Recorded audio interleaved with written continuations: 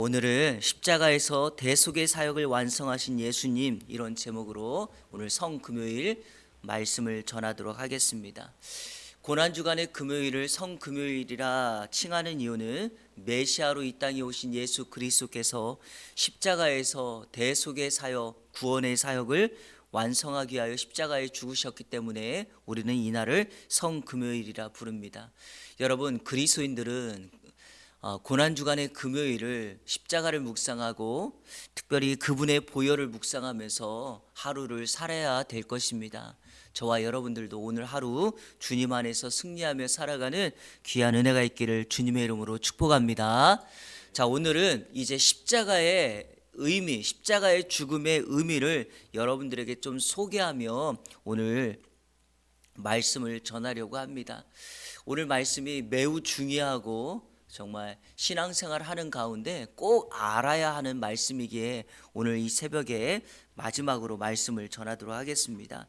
예수님께서 십자가에서 당하신 죽음의 의미, 그리고 십자가의 의미는 무엇인가에 대하여 크게 여러분에게 나누어서 설명을 하도록 하겠습니다. 자, 첫 번째로 예수님의 십자가의 죽음은 죄값을 다 지불하신 사건입니다. 한번 따라 볼까요? 죄값을 다 지불하신 사건이다. 우리가 오늘 본문으로 삼은 30절에 예수께서 십자가에서 다 이루었다라고 말씀하시고 영원히 떠나가셨다, 즉 돌아가셨다라고 말합니다. 예수님께서는 골고다 위에서 세워진 십자가에 오전 9시에 달리셔서 오후 3시, 그러니까 6시간 동안 피를 흘리시고 십자가에서 운명하셨습니다. 예수님의 십자가 위에서 마지막 6시간은 예수님의 사역의 완성이자 피날레입니다. 이 사건으로 예수님께서 아기 예수로 오셨고, 그리고 예수님께서 마지막 이 땅에 오셔서 이루고자 계획하셨던 모든 사건의 끝을 장식하신 것입니다. 그래서 예수님은 십자가 위에서 자신의 사역을 다 완성하신 거예요. 실제로 그것을 반영하듯 예수님은 십자가 위에서 다 이루었다라고 말씀하신 거죠. 여러분, 이 다 이루었다는 말이 매우 유명한 말이죠. 헬라어로 테텔레스타이 이렇게 부릅니다. 테텔레스타이, 이 말은 값을 다 지불했다, 모든 일을 끝냈다, 완성했다, 이런 의미를 갖습니다. 그런데 여러분, 테텔레스타이라는 이름, 그 말을 할 때 유대인들은 당시에 이 단어가 어떻게 사용되어 있는지 역사적으로 쓰임의 용도를 알고 있습니다. 예수님 당시에 이 단어가 주로 쓰였던 곳이 어디냐면 인력시장입니다. 인력시장. 흑인 같은 노예를 시장에 이렇게 쭉 이렇게 앉혀 놓습니다. 그러면 손과 발에 이렇게 그 체인을 차고, 그러니까 도망가지 못하도록 고리를 채운 것입니다. 그러면 사람들이 누군가가 와서 그 흑인들의 상태를 살펴봐요. 몸이 제대로 상처는 나지 않았는지, 건강한지. 그러면 그 시장에 온 사람이 몇 사람을 이렇게 지목해. 이 사람 이렇게 지목해요. 그리고 값을 지불하죠. 예를 들어 한 사람당 뭐 100불이라 그러면 100불을 지불하는 거예요. 그렇게 해서 값을 지불하면 그 노예들은 값을 지불한 사람의 소유가 되는 거예요. 그때 값을 지불하고 불렀던 말이 테텔레스타이다라는 말이에요. 값을 지불하고 내 소유로 삼았다라는 의미입니다. 그러니까 예수님께서 십자가 위에서 자신의 생명을 들여서 테텔레스타이 이렇게 말했던 것은 인류의 죄값, 우리의 죄값을 주님께서 다 자신의 생명값으로 지불했다라고 하는 이런 의미가 담겨져 있습니다.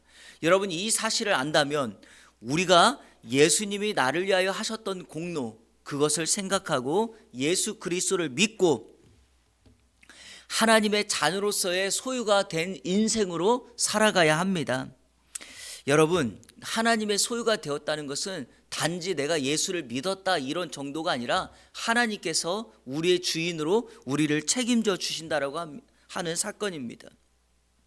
이 정도로 십자가는 능력이 있는 자리다라는 것이죠.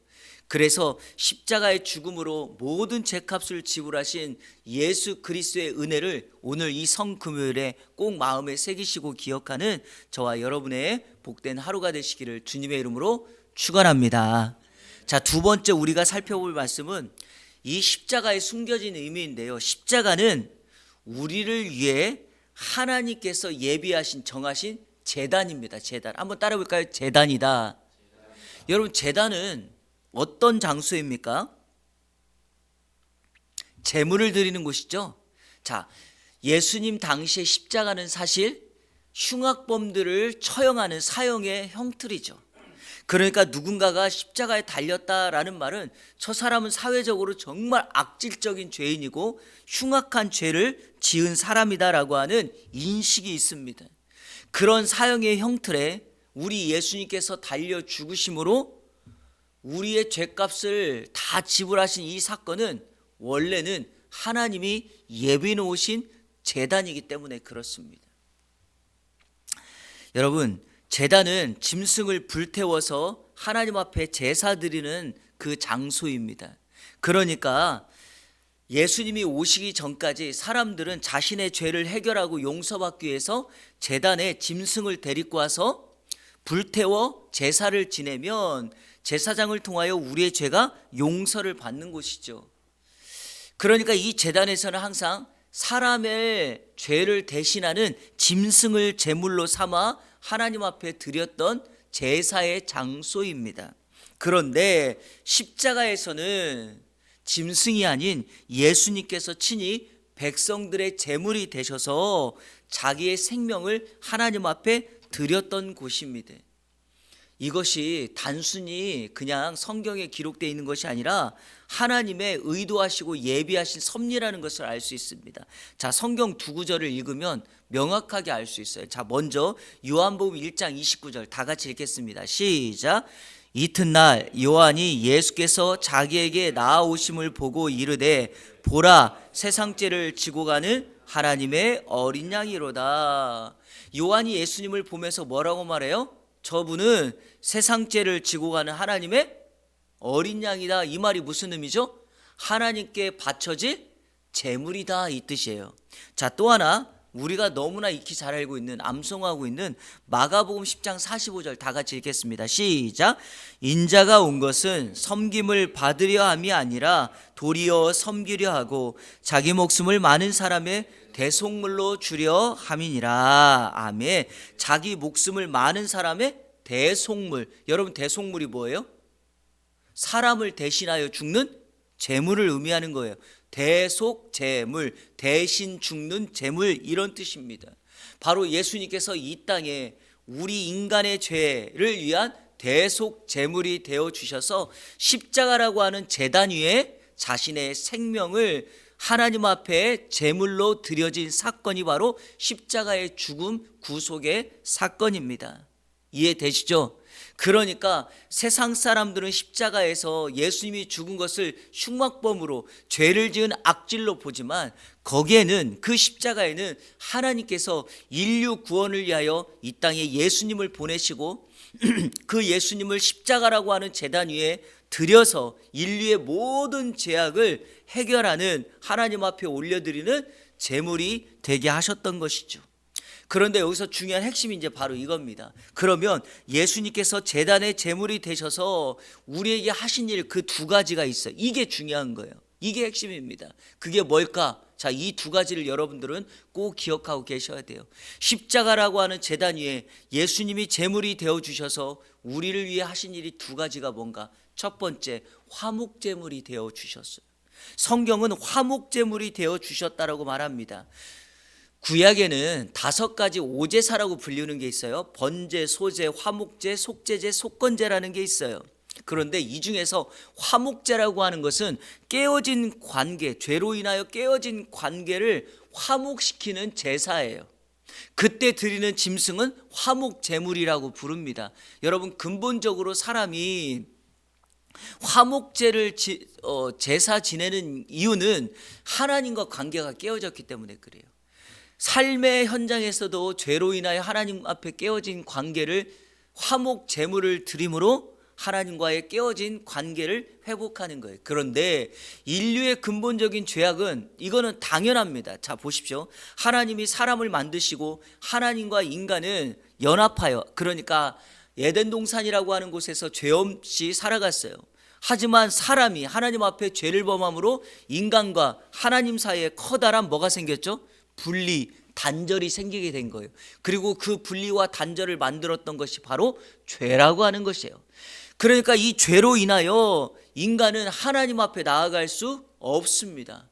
역사 속에서, 그리고 앞으로 오는 세대 속에서 여러분, 인간이 하나님께 나아가기 위해서 끊어진 다리, 이 길을 만들기 위해서 부단히 노력했던 것들이 무엇입니까? 지식으로, 돈으로, 또 다른 종교로서 명예나 자랑, 학위, 심지어는 아름다움, 멋짐, 이런 걸 통해서 깨어진 분리된 다리를 만들려고 했지만 안 돼요, 여러분.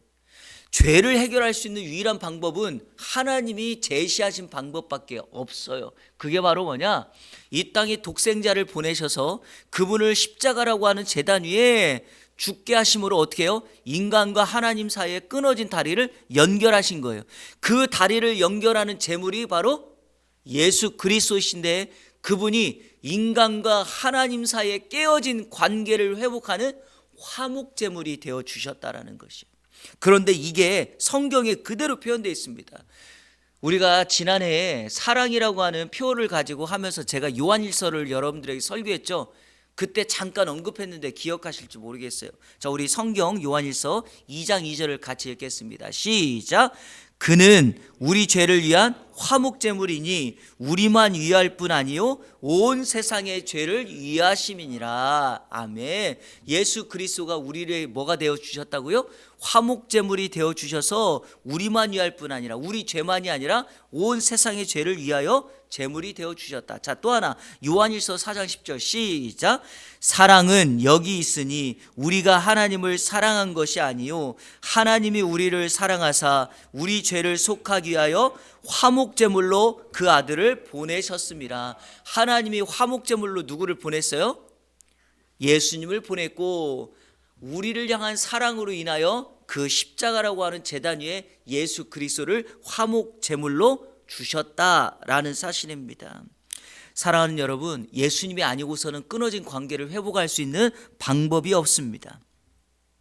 예수님을 만나지 못하면 여전히 단절된 상태로 살아가게 되죠. 사람들이 찾는 방법은 터진 웅덩이일 뿐입니다. 사람들이 목말라하는 그 찾는 웅덩이에서 물을 찾을지라도 그것은 써서 마실 수가 없는 물일 뿐입니다. 오직 딱 하나의 길, 하나님이 이 땅에 보내신 예수 그리스도, 그리고 우리의 유일한 길이 되어주신 예수 그리스도, 그분이 세우신 십자가라고 하는 그 길만이 우리를 구원의 길로 깨어진 하나님과의 관계를 회복할 수 있는 방법입니다. 다른 곳에서 찾을 수가 없어요. 왜 우리가 예수님을 전해야 되고, 왜 우리가 예수님을 믿어야 되고, 이 예수님을 따라가야 되는가? 그것이 생명의 길이며 깨어진 관계를 회복할 수 있는 유일한 하나님의 방법이기 때문입니다. 오늘 성금요일 십자가에서 우리를 위하여 화목제물이 되어주신 예수 그리스도, 그분의 은혜를 생각하며 화목제물로 오신 예수 그리스도를 전하는 저와 여러분의 복된 하루 성금요일이 되시기를 주님의 이름으로 축원합니다. 자, 십자가라고 하는 제단 위에서 예수님이 하신 일 두 번째, 이게 정말 또 매우 중요해요. 한번 저를 따라해 볼까요? 우리 죄를 덮어주신다. 이게 무슨 뜻인가를 여러분에게 좀 설명을 해드릴게요. 화목제물이라는 말이 여러분 자막 한번 보세요. 헬라어로 힐라스모스라는 단어예요. 힐라스모스. 헬라어는 명사가 남성 명사, 여성 명사, 중성 명사라는 게 있어요. 그런데 이 힐라스모스는 남성 명사예요. 이 힐라스모스의 중성 명사를 뭐라고 부르냐? 이렇게 불러요. 힐라스테리온. 단어가 같아요. 그런데 형만 달라요.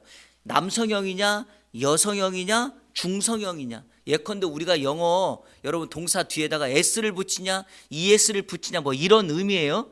자, 그러니까 같은 단어인데 중성 명사를 써서 힐라스테리온 이렇게 불러요. 그런데 여러분 헬라어를 찾아보면 이 단어가 이런 의미로 쓰인다니까요. 히브리서 9장 5절에 힐라스테리온, 힐라스모스를 속죄소라는 말로 써요. 속죄소.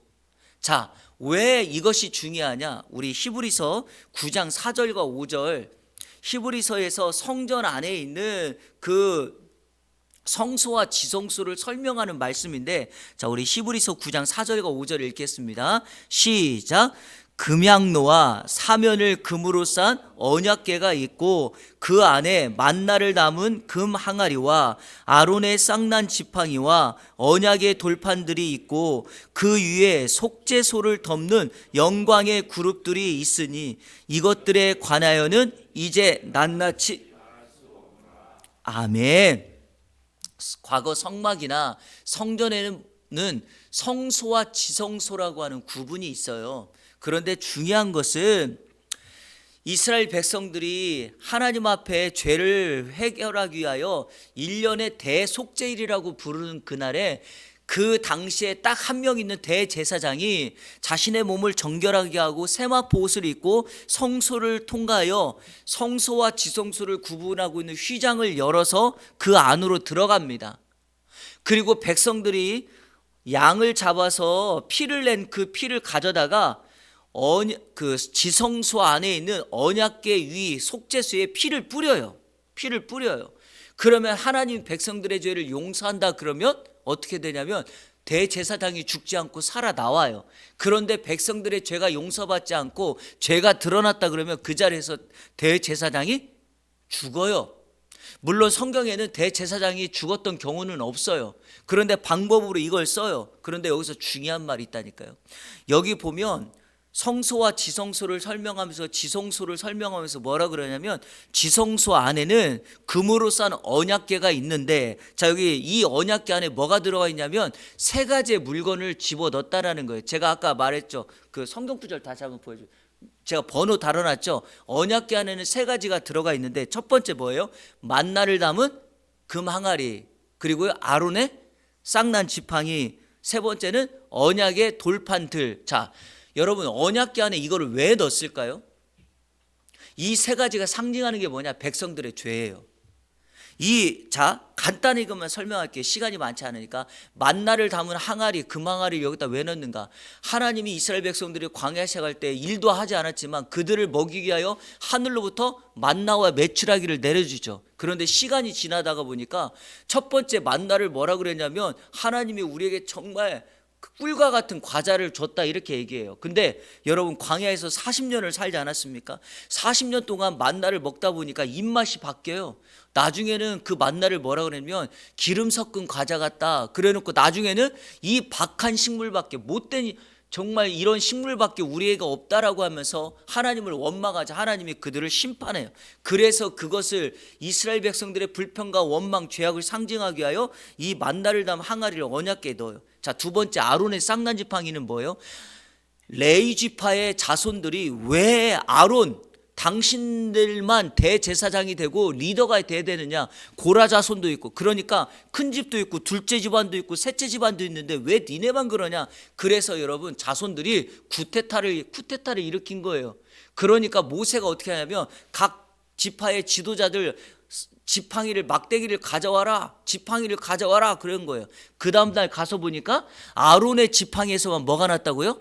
싹이 났어요. 여러분 지팡이는 생명이 없는데도 불구하고 하나님의 능력으로 아론의 지팡이만 싹이 난 것은 하나님이 아론을 인정했다 이 말이에요. 그래서 백성들의 잘못을 상징하기 위하여 아론의 싹난 지팡이를 언약궤 안에 넣은 거예요. 자, 여러분 이 언약의 돌판들은 뭡니까? 모세가 시내산에 가서 하나님의 언약을 받아왔더니 이스라엘 백성들이 산 아래에서 뭐하고 있어요? 모세가 이번에는 오랫동안 오지 않으니까 금송아지를 만들어서 우상 숭배를 하는 거예요. 모세가 하나님의 언약의 그 돌판들, 십계명이 적은 돌판들을 가지고 왔다가 우상 숭배하고 있는 그들의 죄악을 보면서 화가 나니까 그거를 바닥에 내동댕이 쳐서 이스라엘 백성들의 죄를 상징하는 그 언약의 돌판을 언약궤에 넣은 거예요. 그러니까 여러분 언약궤 안에는 백성들의 뭐가 들어가 있죠?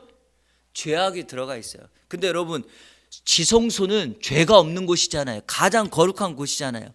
그래서 백성들의 죄를 속죄소라는, 자 여기 보세요. 속죄소라고 하는 이 뚜껑을 만들어 가지고 언약궤 위에다가 이렇게 딱 덮은 거예요. 여러분 속죄소가 뭐예요?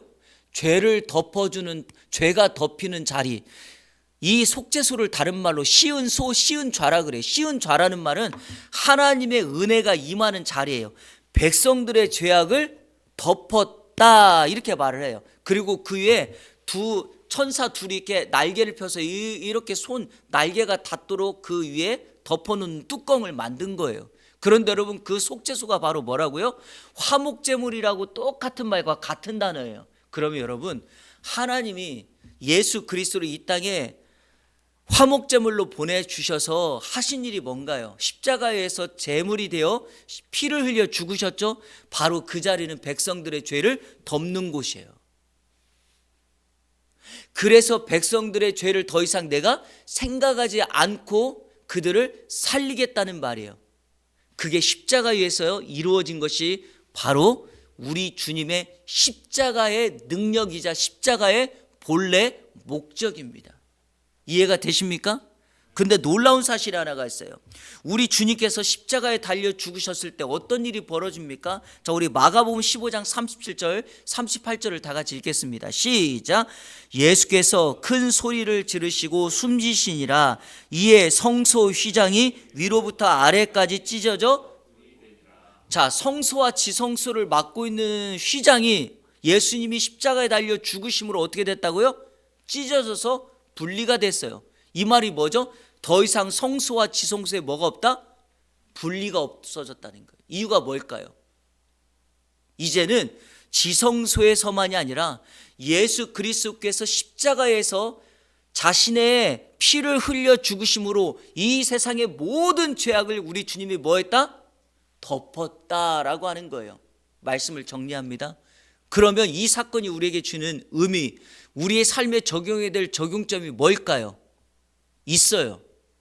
예수님이 십자가에 죽으심으로 성소와 지성소를 휘장을 찢어 구분을 없이 했다는 것은 이제 우리 삶에 놀라운 적용점이 있습니다. 자, 그것을 마지막 성경 한 구절로 제가 설명하며 설교를 마치도록 하겠습니다. 히브리서 4장 16절 다 같이 읽겠습니다. 시작. 그러므로 우리는 긍휼하심을 받고 때를 따라 돕는 은혜를 얻기 위하여 은혜의 보좌 앞에 담대히 나아갈 것이니라. 아멘. 제가 아까 말씀드렸죠. 이스라엘 백성들은 1년에 한 번 대속죄일에 대제사장이 백성들의 죄를 가지고 어떻게 해요? 지성소로 들어간다 그랬죠. 예수님이 십자가에서 죽으심으로 이제 이 일이 필요 없게 됐어요. 여러분에게 은혜가 필요하다면 때를 따라 날마다 언제든지 지성소와 성소의 구분을 없애서 우리 주님이 십자가에서 인류의 모든 죄악을 덮어주신 그 속죄의 자리가 예수 그리스도의 십자가의 권능을 믿는 자리가 되었으니 여러분들이 지금 있는 곳에서 예수 그리스도의 십자가의 보혈의 능력을 의지하고 그분의 이름을 부르면 그 자리가 은혜의 보좌 지성소의 자리가 되어서 거룩한 하나님의 은혜가 임하고 다시금 우리의 죄를 용서받고 우리의 죄를 덮는 하늘의 은혜가 이 땅 가운데 임하게 될 줄로 믿습니다.